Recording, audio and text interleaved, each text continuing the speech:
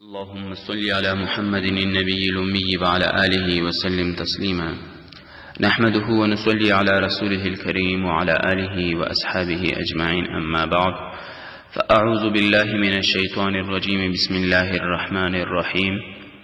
فويل للذين يكتبون الكتاب بأيديهم ثم يقولون هذا من عند الله ليشتروا به ثمنا قليلا فويل لهم مما كتبت أيديهم وويل لهم مما يكسبون. وقالوا لن تمسنا النار إلا أياما معدودة قل أتخذتم عند الله عهدا فلن يخلف الله عهده أم تقولون على الله ما لا تعلمون. بلى من كسب سيئة وأحاطت به خطيئته فأولئك أصحاب النار هم فيها خالدون. والذين آمنوا وعملوا الصالحات أولئك أصحاب الجنة هم فيها خالدون. آمنت بالله صدق الله ومولانا العظيم.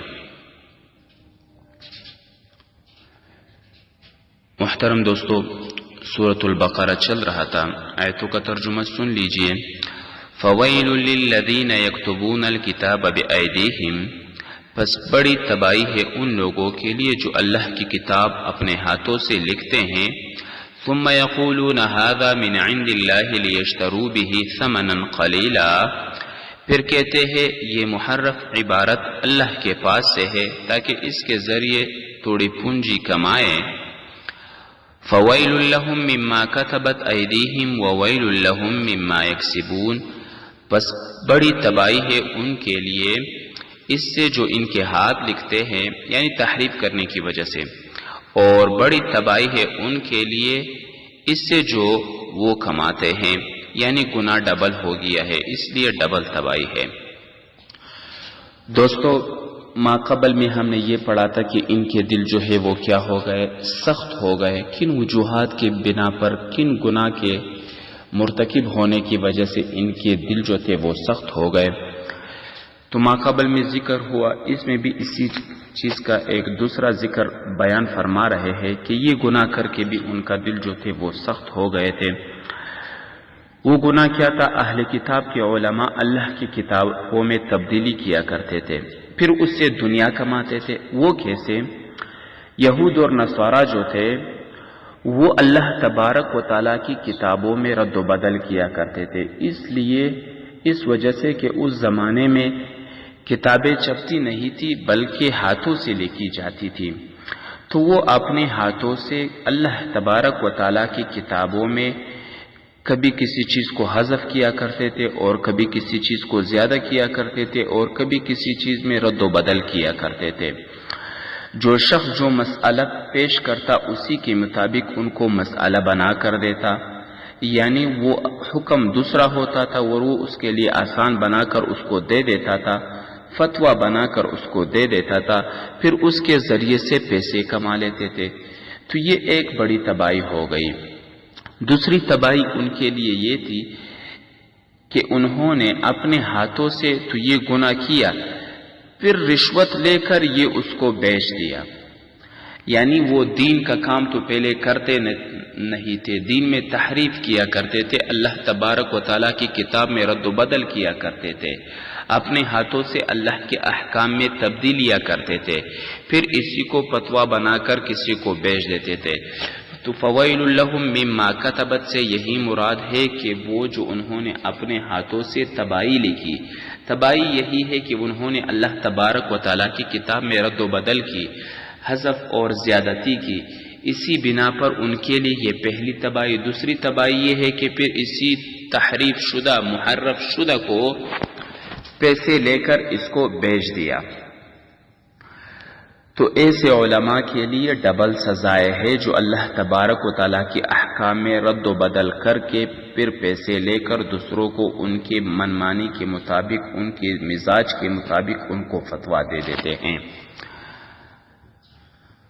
وَقَالُوا لَن تَمَسَّنَا النَّارُ إِلَّا أَيَّامًا مَّعْدُودًا قُلْ أَتَّخَذْتُمْ عِندَ اللَّهِ عَهْدًا فَلَن يُخْلِفَ اللَّهُ عَهْدَهُ أَن تَقُولُونَ عَلَى اللَّهِ مَا لَا تَعْلَمُونَ. اور انہوں نے کہا ہمیں ہرگز دوزخ کی آگ نہیں چھوئے گی مگر گنتی کے چند دن. پوچھو کیا تم نے اللہ سے کوئی ایسا قول و قرار لیا ہے کہ اللہ اپنے قول و قرار کے خلاف ہرگز نہیں کریں گے؟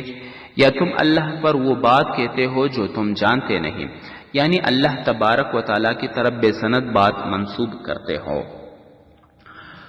دوستو، یہود و نصارہ جو تھے وہ دوزخ کے عذاب سے نڈر ہو گئے تھے، نہیں ڈرتے تھے، جو کچھ آیا من میں وہی کر لیا۔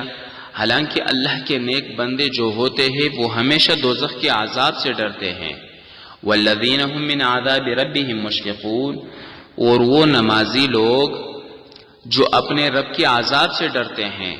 ان عذاب ربهم غیر مأمون، بے شک ان کے رب کے عذاب سے کسی کو نڈر نہ ہونا چاہیے، بے پرواہ نہیں ہونا چاہیے۔ ہمیشہ اللہ تبارک و تعالی نے جو جہنم بنایا ہے اسی عذاب کو سامنے رکھ کر اپنی زندگی کو نیک اعمال پر لگانا ہے۔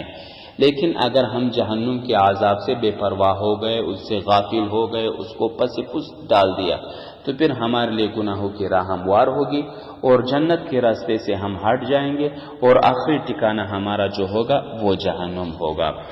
تو یہاں پر جو ہے یہود اور نصارہ جو تھے وہ جہنم کے عذاب سے نڈر ہو گئے تھے، اللہ تبارک و تعالیٰ کے عذاب سے نڈر ہو گئے تھے، بے پرواہ ہو گئے تھے، اور وہ یہ کہتے تھے کہ لن تمسنا النار الا ایاما معدودہ، کہ ہمیں جو ہے جہنم کا عذاب چھوئے گا بھی نہیں، اگر ہاں بالفرض والمحال وہاں داخل ہو گئے، اگر ہمیں چھو بھی لیا تو گنتی کے چند دن ہوں گے، پھر ہمارے بڑے آ کر ہمیں چھڑا لیں گے۔ یہود تو یہ کہا کرتے تھے کہ جتنے دن ہم نے پچھڑے کی عبادت کی اسی دنوں کی مقدار میں ہمیں جہنم کا عذاب ملے گا، پھر اس کے بعد ہمارے بڑے آئیں گے اور ہمیں جہنم کے عذاب سے نکالیں گے۔ اور نصارہ یہ کہتے تھے کہ اللہ کے بیٹے ہمارے گناہوں کے لیے کفارہ بن گئے ہیں۔ تو اللہ تبارک و تعالی یہ ارشاد فرما رہے ہیں کہ تم ان سے پوچھو جو کچھ تم بول رہے ہو، ان باتوں کے بارے میں اللہ تبارک و تعالیٰ سے کوئی معاہدہ ہوا ہے تمہارا، کوئی لکھائی ہوئی ہے کہ اللہ تبارک و تعالیٰ ایسا ضرور کریں گے، تمہیں جہنم میں داخل نہیں کریں گے، اگر داخل کریں گے تو پھر چند گنے دن، پھر تمہارے بڑے آ کر اللہ تبارک و تعالیٰ سے تم لوگوں کو چھڑائے گا۔ تو یہ محض ان کی باتیں ہیں، ان کی دل کی آواز ہے، وہ یہ سمجھ بیٹھے ہیں۔ تو دوستو، اللہ تبارک و تعالیٰ یہ بیان فرما رہے ہیں کہ نہیں، ان کا کوئی معاہدہ نہیں ہوا ہے، ان کا کوئی معاہدہ نہیں ہوا ہے، یہ صرف اپنے دلوں کی بات جو ہے، یہ ان کے دل جو ہے وہ سخت ہو گئے ہیں، یہ محض گپ اڑاتے ہیں، اور اللہ تبارک و تعالیٰ کے ساتھ ان کا کوئی معاہدہ نہیں ہے۔ یہی وہ لوگ ہیں، آگے آ رہا ہے کہ جو ہمیشہ جہنم میں رہیں گے اور وہیں پر ان کو عذاب ملتا رہے گا، یہ بسبب ان کے بھگتنے کے کہ جو انہوں نے دنیا میں شرک کیا، دنیا میں انہوں نے اللہ تبارک و تعالیٰ کے کلام میں تحریف کی، اللہ تبارک و تعالیٰ کے کلام میں زیادتی کی، کمی کی، اس بنا پر وہ جہنم میں داخل ہوں گے۔ اور جو یہ باتیں کرتے ہیں کہ ہم جائیں گے نہیں، اگر گئے تو پھر گنتی کے چند گنے دن ہم وہاں رہیں گے، یہ محض ان کا گپ ہے، ایسی کوئی بات نہیں ہے۔ بلا من کسب سیئۃ واحاطت به خطیئته فاولئک اصحاب النار هم فیہا خالدون، کیوں نہیں، جس نے بڑے گناہ یعنی کفر و شرک کا ارتکاب کیا اور اس کو اس گناہوں نے گھیر لیا، تو وہی لوگ دوزخ والے ہیں اور اس میں ہمیشہ رہیں گے۔ والذین آمنوا وعملوا الصالحات اولئک اصحاب الجنۃ هم فیہا خالدون، اور جو لوگ ایمان لائے اور انہوں نے نیک کام کیے وہی لوگ باغ والے ہیں، وہ اس میں ہمیشہ رہیں گے۔ دوستو، یہاں پر اللہ تبارک و تعالی جزا و سزا کا قاعدہ بیان فرما رہے ہیں۔ یہود کی بات غلط ہے۔ یہود کیا کہا کرتے تھے؟ یہود یہ کہا کرتے تھے کہ وہ چند دن ہی دوزخ میں رہیں گے، بلکہ وہ ہمیشہ دوزخ میں رہیں گے۔ اللہ تبارک و تعالیٰ یہ بیان فرمانا کہ وہ لوگ کہتے ہیں کہ ہم چند دن دوزخ میں رہیں گے، لیکن اللہ تبارک و تعالیٰ ان کو یہ فرماتے ہیں کہ چند دن نہیں، یہ ہمیشہ کے لیے ان کا ٹھکانہ ہے، کیونکہ جزا و سزا کا ضابطہ یہی ہے کہ جس نے عظیم ترین گناہ کیا، کفر و شرک کا ارتکاب کیا، اور ساتھ ہی دوسرے گناہ بھی کیے جنہوں نے اس کو ہر طرف سے گھیر لیا، وہ ہمیشہ کے لیے دوزخ کے عذاب میں رہیں گے۔ اور جو لوگ ایمان لے کر آئے اور انہوں نے ساتھ میں نیک اعمال بھی کیے، وہ ہمیشہ رہنے کے باغات میں عیش کریں گے۔ تو دوستو دنیا یہ بنی ہے، یہ دار الجزا نہیں ہے، یہ دار العمل ہے، یہاں پر ہم نے عمل کرنا ہوگا۔ پھر جس کا عمل ایمان کے مطابق عمل صالح ہو تو وہی شخص جنت میں داخل ہوگا اور جنت میں ہمیشہ رہے گا، اور جس نے یہاں پر عمل کفر اور شرک والے کیے اور انہوں نے اللہ کے دین کو چھوڑ کر شیطان کے قول و قرار، شیطان کے طریقوں کو اپنایا، حضور کے طریقوں کو چھوڑا، کفر اور شرک کیا اور بد عمل کیے، تو ایسے لوگوں کے لیے جہنم ہے، وہ ہمیشہ جہنم میں رہیں گے۔ تو دوستو اللہ تبارک و تعالی ہم سب کے لیے وہی کام آسان کر دے جو اللہ تبارک و تعالی کو پسند ہو اور حضور کریم صلی اللہ علیہ وسلم کے طریقوں پر ہو۔ اللہ تبارک و تعالی ہمیں دین کی سمجھ عطا فرمائے اور حضور کی طریقوں پر چلنے کی توفیق دے۔ وآخر دعوانا ان الحمد للہ رب العالمین۔